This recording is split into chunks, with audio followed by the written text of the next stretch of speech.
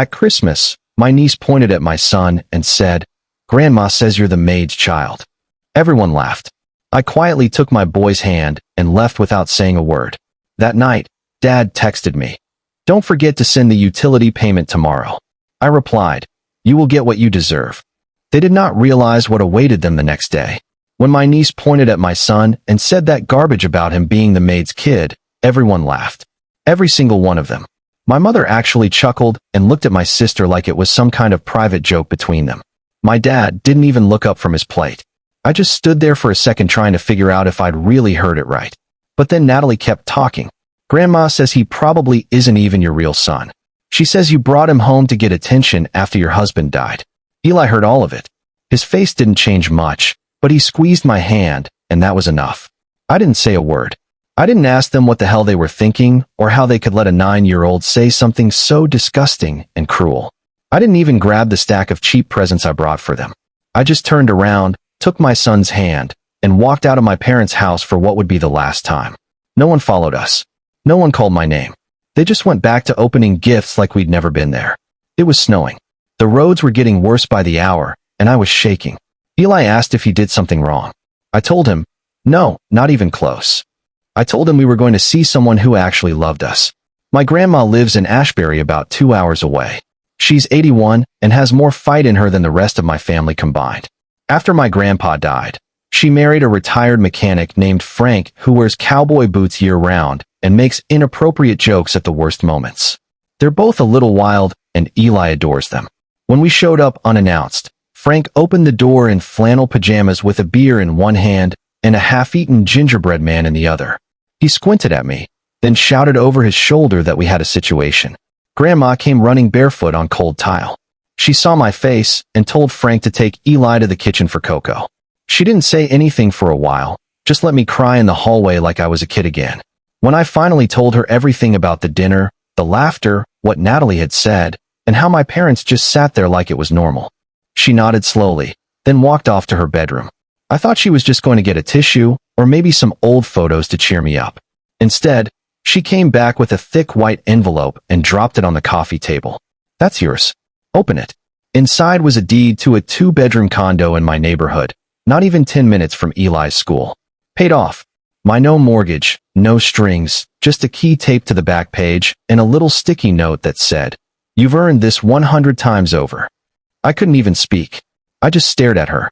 She sat down next to me, pulled out her phone, and said she had one more thing to take care of. Then she called my mom. "Put it on speaker. You're cut off, Jean. You, Mark, Rachel. All of you. You won't get another dime from me. I know what you said to Stacy. I know what you let Natalie say. And I know exactly how much money you've squeezed out of her since Aaron died. That ends today. Find someone else to pay your bills." My mom didn't even argue. She just hung up. Later that night, while I was tucking Eli into the guest room, my dad texted me like nothing had happened. "Make sure you send the utility payment tomorrow. They're threatening to shut it off." I replied with one sentence. "You will get what you deserve." They didn't know it yet, but this wasn't just about a text or a holiday dinner. It was about years. Years of being used. Years of being the invisible one. Years of being the family scapegoat and the emergency wallet while they took cruises, posted fake happy photos, and let my child grow up thinking he wasn't good enough. That night, for the first time in a long time, I slept without a knot in my chest. They had no idea what was coming the next day. By 9 a.m. the next morning, they were already scrambling. The first text came from Rachel. "No, good morning. No, I'm sorry. Just one line. Did you say something to Grandma? The bank just declined my card." I didn't answer. I just sat there in the little breakfast nook of Grandma's house, sipping coffee while Eli built a Lego city on the carpet behind me. The fireplace was going, and for once, it felt like Christmas. Peaceful, quiet, warm. By noon, my mom was in full panic mode. Her voicemail started piling up. "Call me back, Stacy. This is serious. Your father just got a call from the mortgage company." Then another. "Your sister's in tears. Natalie's private school tuition is due this week." What did you do? That one made me laugh. What I did. These were the same people who sat and watched their granddaughter mock my child like he was a dog begging for scraps. Who let her say he wasn't family. Who said nothing when I walked out. Now they wanted answers. Help. Sympathy. They had no idea Grandma moved fast. That morning, she pulled the last strings, closed the trust fund she'd set up for emergencies, which they drained to take a healing trip to Turks and Kiss after Rachel's divorce.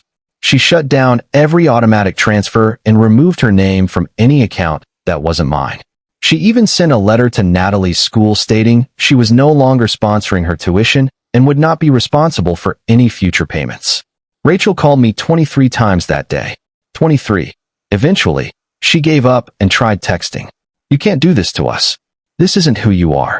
And then 5 minutes later, "You're just bitter because your life didn't turn out like you wanted." That one stung a little because the truth is, no, my life didn't turn out the way I wanted.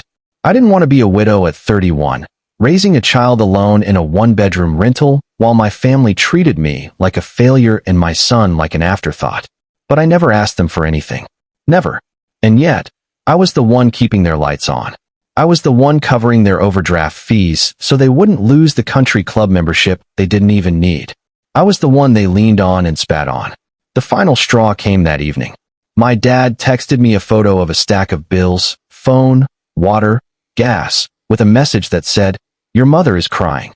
Hope that makes you happy." I stared at that message for a long time. Then I wrote back, "You've had 9 years to treat us like family. You chose not to. Now live like we never existed." Blocked him. That night, Grandma made a steak dinner. Frank opened a bottle of wine and told a story about crashing a parade float in 1974. Eli fell asleep with a blanket wrapped around him and a dog on his feet. I sat on the couch and realized I hadn't felt this steady in years. No one was coming to save me, but someone finally stood beside me. The next day, I drove to the apartment she gave me. I unlocked the door, turned on the heat, and sat on the empty floor while sunlight poured through the windows. It wasn't huge. It wasn't fancy, but it was ours. Meanwhile, my phone sat silent, except for one final email from Rachel's husband, who I hadn't heard from since their second honeymoon last spring. "Hey Stacy, heard about the apartment. Must be nice. We're thinking about downsizing too. Let's catch up sometime." I closed the email, then I laughed until I cried. They weren't worried about making things right. They were worried they wouldn't get another handout. They weren't family. They were debt collectors with matching DNA. But this time, the bank was closed. By New Year's Eve, their calls stopped. They shifted from begging to blaming. Overnight, I went from being the wounded daughter and struggling single mom to the villain, the traitor who turned grandma against the family. Rachel even posted some passive-aggressive nonsense on Facebook about betrayal and ladders, pretending it was all about growth. I didn't reply, but Grandma did. She commented, "If the ladder broke, it's because you kept sawing at the bottom, dear." The post disappeared within hours. Still, they didn't stop. My mom called my job pretending to be worried, telling HR I'd been unstable over the holidays. Luckily, someone from HR called me privately to warn me. Then Dad tried reopening an old utility account in my name. Bold, but not bright. The company flagged it as fraud, and this time, I filed an official report. Rachel hit a new low when she showed up at Eli's school, claiming I'd asked her to pick him up. If the staff hadn't recognized her, I don't even want to think about what could have happened. I updated the school contacts. Just me and Grandma now. When Eli asked, "Are they mad because you told the truth?" I realized he was right. That's all it was. I stopped covering for them, and they hated it. Grandma wasn't surprised. She said, "I spoiled them so much, they forgot how to live." She didn't hesitate to act either, sold off an investment account, and moved half straight into my name, calling it a survival fund. Meanwhile, my parents were drowning. Mortgage overdue, Rachel pulling Natalie out of private school, and their story flipping into a pity party about how I'd stolen Grandma. Then came the threats. A letter under my door read, "Blood is blood. You're making enemies in your own blood." Grandma just said, "Good. Let them hate you from a distance." But soon after, a white sedan parked outside for hours. A man inside, watching. Grandma made one call, and Frank, her quiet, loyal friend, handled it. The car vanished. That's when I went through the rest of the box Grandma gave me. Bank statements, wire transfers, and then documents showing my parents had claimed me as a dependent for 3 years after my husband died. They'd even opened a credit card in my name. $7,000 in debt. That was my breaking point. I filed reports, got a lawyer, and set the paperwork avalanche in motion. A week later, Rachel's husband called, desperate. He said Rachel was spiraling, drinking, planning to take Natalie and run. I told him to get a lawyer and warned him he should have spoken up sooner. Even then, they couldn't stop. My old landlord texted that my mom called asking for my rent receipts for a loan. Still scheming. That night, Grandma handed me a key, not to storage, but to a paid-off cabin in Colorado. You never asked me for anything, she said. They asked for everything. I thought that was the end, until a certified letter arrived. My parents were suing me. A real lawsuit. $50,000. Their final, pathetic attempt to cash in one last time. They tried to charge me for everything: childhood costs, emotional labor, even grief expenses after my husband's death. They were literally billing me for being a widow. I showed Grandma the letter. She didn't flinch, just said, "Then it's time we stop playing nice." Her lawyer already had proof ready: forged signatures, stolen credit, fake tuition forms. But before the lawsuit even began, Rachel was arrested. The school's audit exposed years of scholarship fraud tied to her. It wasn't just fraud, it was federal. Her mugshot went viral, and soon after, my mom's lawyer quietly dropped the lawsuit. My dad texted, "No one deserves jail over family stuff." I didn't reply. I hadn't framed anyone. I'd simply stopped protecting them, and they destroyed themselves. Grandma called a family meeting. She rewrote her will. Everything to me and Eli. "Those who chose silence will get silence in return," she said. My parents cut contact completely.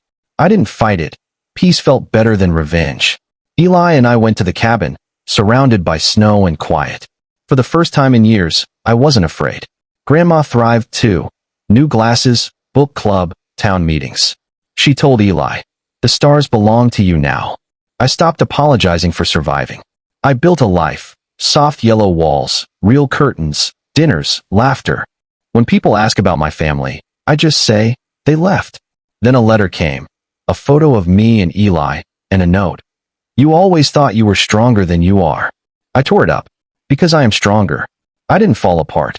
I rebuilt everything they tried to break. Weeks later, I got an email: "Congratulations. A scholarship for widows, full tuition for any 2-year program." I'd applied months ago and forgotten. Grandma smiled and said, "About damn time." Eli hugged me and said, "You're going to be the smartest person in the whole building." And maybe I won't be, but I'll be there, building something that's finally, truly mine.